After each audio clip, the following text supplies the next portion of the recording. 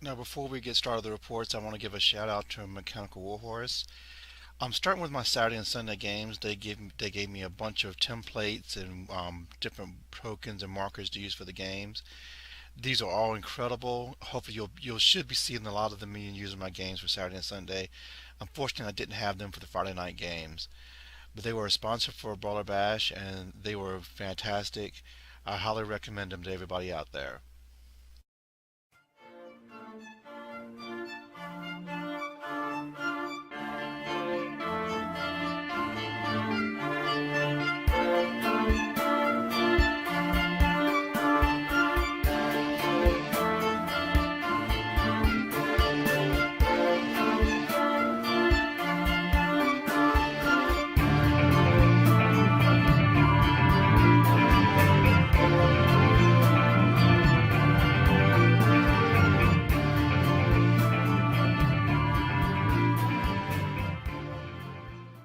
Hey guys, we're coming here with game two of the doubles tournament that I play with Malorian, the Brawler Bash doubles tournament. This time we're going to be taking on Empire and Dwarfs. This should be a lot of fun. Let's get to it. Our scenario for this game is Blood and Glory, and this one is you get 1,000 points if you break your opponent first, 500 if you break them second, and also the objective is if you get 500 points if you keep all your casters alive. Like anybody who generates power or the spell dice counts as a caster. Um, Double ones on the first turn for each player is going to be a miscast, and you don't get it even if you get irresistible force. It's double ones is still a miscast. The irresistible force doesn't count, and the double ones itself doesn't count as irresistible force as well. It's like the old ways, like in fourth and fifth and sixth and seventh edition, where double ones was always a miscast. Take a look at our allied army again. And I want to note that I forgot to say in the last game, we discovered during the last game that Malorian needed a roll for rock lavas, and I needed a roll for doom divers, and we needed to use my dice to have the hit on it instead of the newer dice to have like the little symbol or whatever. And we were getting a lot better hits when we were doing that than when we were trying to split things up. So that's basically what we do. I'm rolling doom divers, he's rolling rock lavas. And here's our opponent's army, and this is again have to be from memory. I do not know what I did with their list that I had from them. So what I can remember, the Empire army, they have a level four, and I'm pretty sure they're using life. They have a mounted BSB, and all that's going to be in a unit of 11 Inner Circle Knights. And then they have 4 Demigryphs with a banner and a steam tank for the Empire army. The Dwarf army, they have a Runesmith, and I think they had Spellbreaking Rune. They have a BSB. It's on a unit of Longbeards. I'm not that familiar. I don't have the dwarf book. I think he had the stubborn. I knew they were stubborn, so I think he had a rune that made him stubborn. They have around 25 Longbeards, and those Longbeards vanguardists, so they must have some kind of rune or something to let them do that. Then they had 10 crossbows with a banner. The rune smith's going to be in the crossbow unit. They had a flame gun, organ gun, and a regular cannon. And I want to note that this Empire Army, if you watch Sustainable Centers Game 1 for Brawler Bash, it's the same guy he played. So like I said, this Empire guy, he's the same guy Sustainable Center played in his first game. You recognize the models. Like their whole army, their doubles thing, they had lots of animal shooting things like the crocodile with the cannon and it was a steam tank. Two models, I guess they're War Machine models. One of them is the organ gun. It has like 4 barrels, and the one with the 1 barrel is the flame cannon, and then they have a regular cannon on top. They have like a Bastillodon in here with the Inner Circle Knights.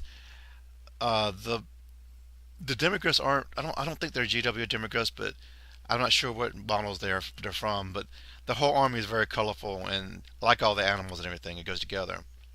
For the terrain here, the gate itself we were playing was impassable, but the walls were just obstacles. So here's our deployment, and since they did not have a little real fast cav stuff like our last opponents did, we spread our war machines out to have a little bit more than 6 inches between all of them. So if misfires and stuff, there wouldn't be chains of panic. Because we were going to be a bit more aggressive now because we didn't have to worry about them coming around on our flanks the way we did in our last game. So also this hill here that looks like has a waterfall, we were just playing that as a big hill. I I don't think we paid attention to the waterfall part of it at all. And so we just have our two big hordes in the middle, the single troll and the bunker and the war machines behind it. I have wolf riders. It is stuck up there in front of the squigs. I didn't really notice them, and the other wolf riders are on the far side, so we can try to make the wolf riders come around on the flanks and try to get to their war machines as quickly as possible. So this is after Vanguards, and I think they won Vanguard first. So they're Dwarfs Vanguard, which kind of hurts how much our wolves on the right here can Vanguard. So they're, that's them 12 inches away, so they really couldn't get up on the flank as fast as we wanted them to.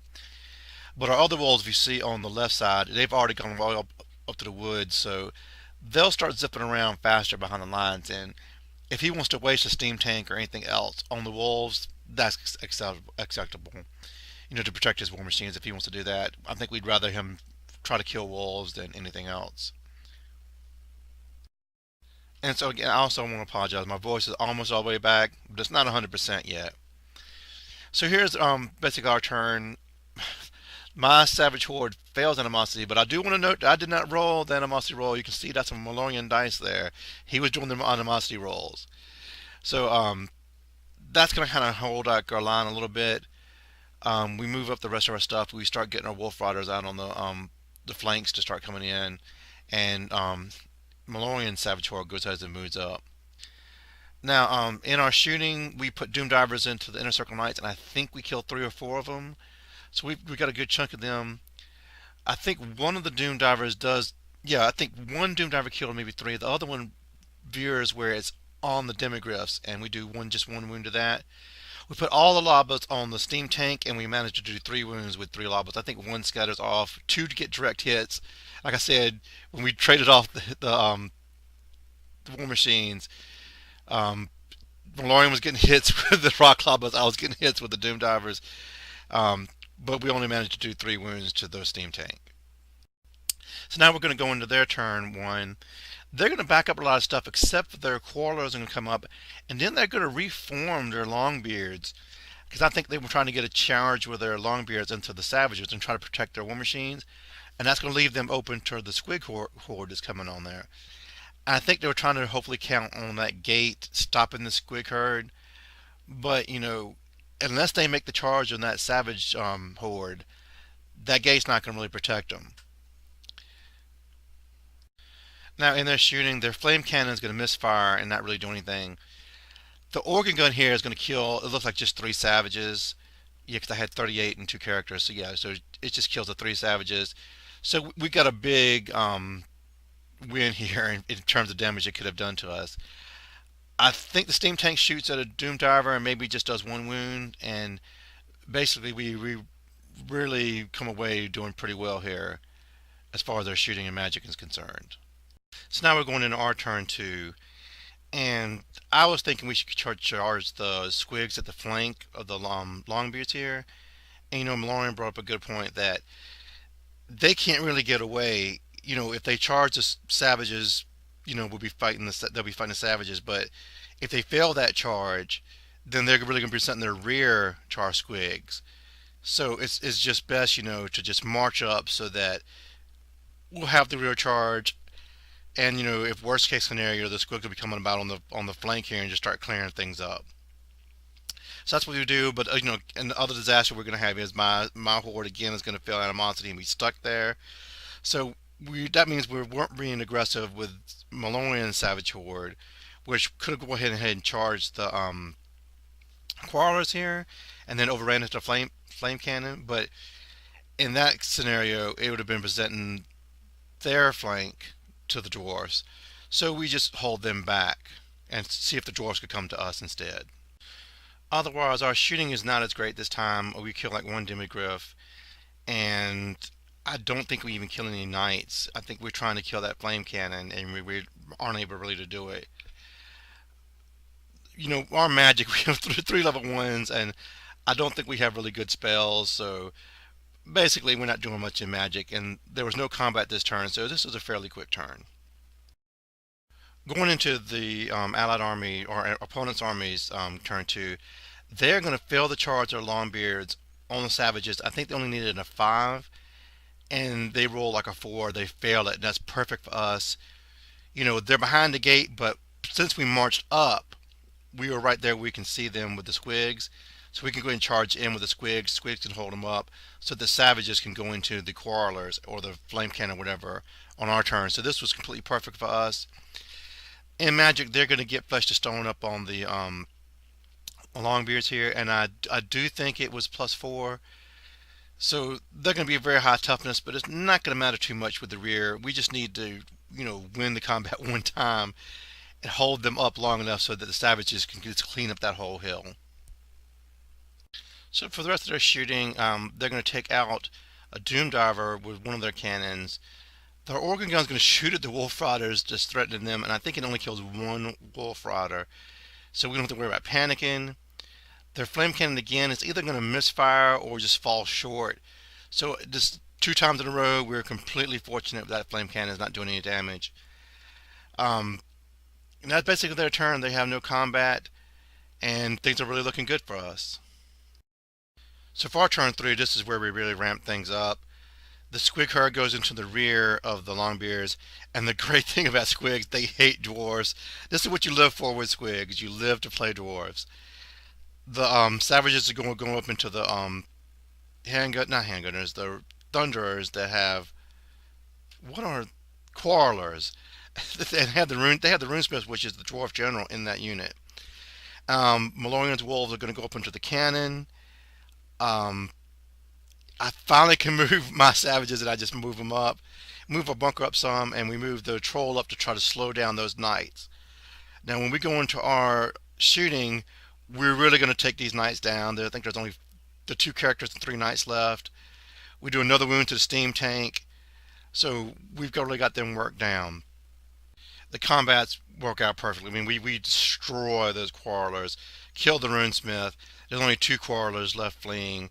They do get away. Malorian savages go into the flame cannon, and then the Squig herds, they still kill about 4 Longbeards, even needing 6s to wound because of all the rerolls from the hits.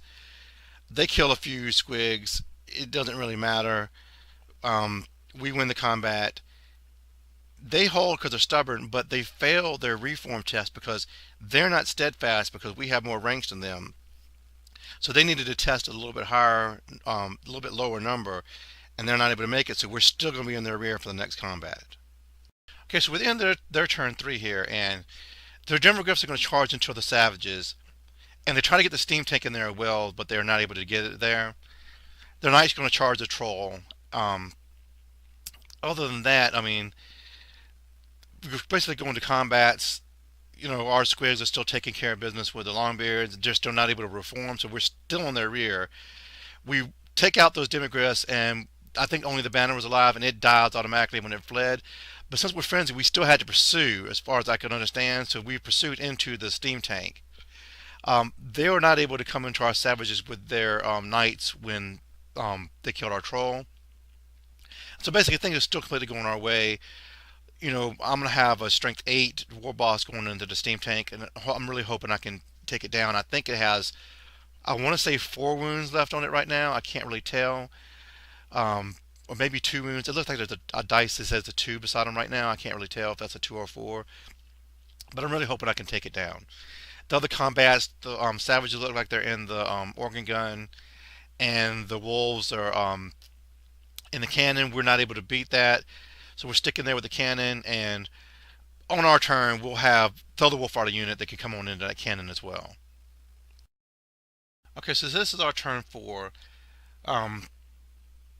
Basically, while Wolf Rider is going to come into that cannon, everything else is going to be, we've whittled down the knight unit so that there's only the 3 knights and the BSB left. The level 4 is dead. Basically, going into combats, I'm not able to kill the steam tank. It has 1 or 2 wounds left. I'm not sure. We do destroy the organ gun first, and then the savages overrun into the cannon. Now, they attack some Wolf Riders, I think, but they're not able to break anything or get half points. And then the savages just destroy that cannon. And in the fight over here, where the Squigs are fighting the Longbeards, I think at this point the BSB has to be in contact with the Squig, and the BSB dies. The Longbeards are holding though, and they're almost wiped out. Okay, so in their turn four, I mean, they'll lose the knights if they charge the savages, but they're going to try to pick up points. So I mean, they basically have to do it. I mean, there's no point in trying not to conserve points. Um, that's basically all they have to do because I think they only have that and the Longbeards left alive right now. So the knights are going to go ahead and charge on in there and try to pick off my general. And so the end of the turn basically going to look like this. I think they challenged their BSB with my general, and I think he does one wound, just one wound to my general, and that's going to be enough for half points. And and we kill the steam tank and wipe out the knights and stuff. Then maybe they just break and we catch them. But either way, that's all gone. And so basically, this can be for the rest of the game. All they have left is like four Longbeards, and we're gonna destroy those Longbeards over the rest of the game, and that's gonna be basically it for the rest of the game. So this turns out to be a pretty big victory for the double orcs. They had nothing left on the table, and they unfortunately they didn't get too much from us. I think they got half points from my general. Um, they killed maybe two or three of our war machines, so was not very much. Um, we were able to break them, but we didn't get. I don't know if we got the 500 points for having all our spellcasters alive. We might have got that too. Yeah, I think we got that too. I don't think any of our spellcasters died. So yeah, this was a really big victory for us. Um, Going after this, we're going to be on the top two tables.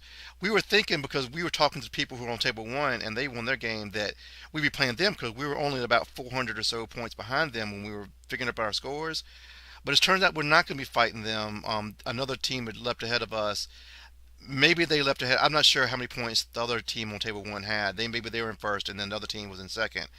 But we're going to wind up. We're in third place right now, and we'll be playing on table two for our last game. And this is going to be another desperate alliance. It's going to be Dark Elves and Empire this time, which is interesting. And I think that's really scary too because they could probably get away with well, other than the magic stuff, most of the other stuff is good synergy other than them losing the magic.